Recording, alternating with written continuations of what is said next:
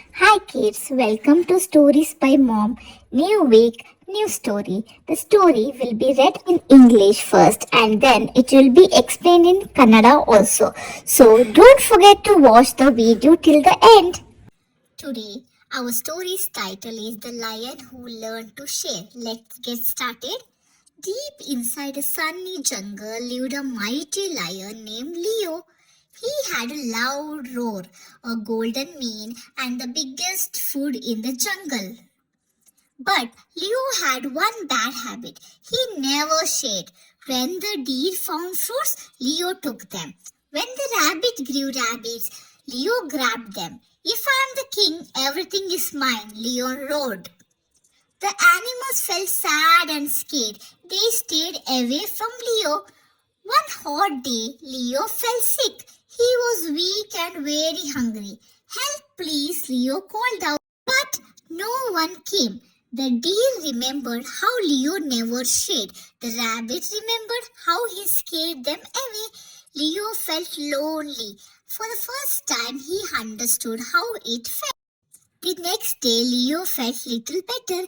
He called all the animals together.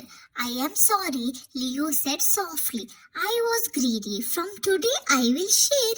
Leo shared his food with the hungry animals. He helped the weak and protected the small. Slowly, the jungle changed. There was laughter, friendship, and joy. Leo was still the king, but now he was a kind king. Moral, sharing brings happiness and true friendship. ಒಂದು ಕಾಡಲ್ಲಿ ಒಂದು ದೊಡ್ಡ ಸಿಂಹ ಇರುತ್ತೆ. ಅದ್ರ ಹೆಸರು Leo ಆಗಿರುತ್ತೆ. ಅದು ಜೋರಾಗಿ ಗರ್ಜ್ತಾ ಇರುತ್ತೆ. ಮತ್ತೆ ಅದಕ್ಕೆ ಎಲ್ಲ ಪ್ರಾಣಿಗಳಿಗಿಂತ ಜಾಸ್ತಿ ಊಟ ಅದಕ್ಕೆ ಬೇಕಿರುತ್ತೆ. ಆದ್ರೆ ಲಿಯೋದು ಒಂದು ಕೆಟ್ಟ ಅಭ್ಯಾಸ ಇರುತ್ತೆ.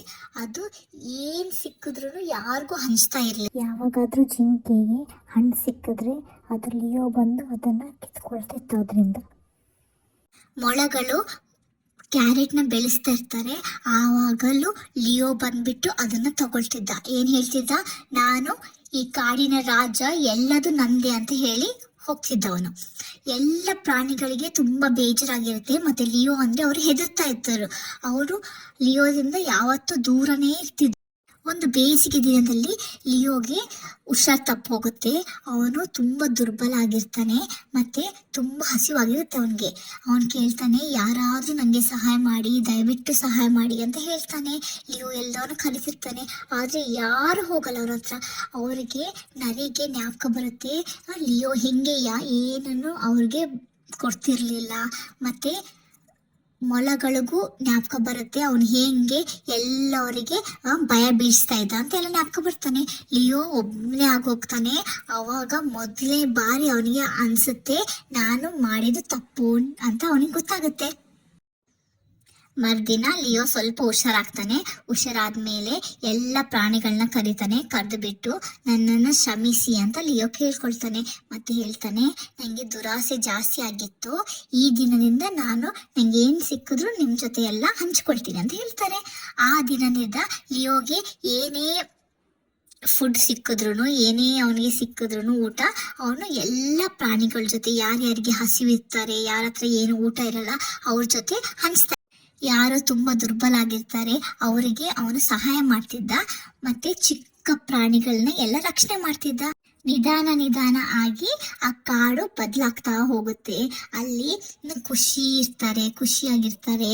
ಮತ್ತೆ ಎಲ್ಲ ಮಿತ್ರತನದಿಂದ ಒಳ್ಳೆ ಖುಷಿಯಿಂದ ಇರಕ್ ಸ್ಟಾರ್ಟ್ ಮಾಡ್ತಾರೆ. ಲಿಯೋ ಇವಾಗ್ಲೂ ರಾಜ ಆಗಿರ್ತಾನೆ. ಆದ್ರೆ ಇವಾಗ ಅವನು ಒಳ್ಳೆ ರಾಜ ಆಗಿರ್ತಾನೆ. ಏನಂತೀರಂದ್ರೆ, ನಾವು ಯಾವಾಗ ಹಂಚ್ಕೊಂಡು ತಿಂತೀವಿ ಅವಾಗ ನಮ್ಗೆ ಖುಷಿನೂ ಕೊಡುತ್ತೆ, ಮತ್ತೆ ನಮ್ಗೆ ಒಳ್ಳೆ ಮಿತ್ರತೆನೂ ಸಿಗುತ್ತೆ. Thank you for watching. Please subscribe the channel.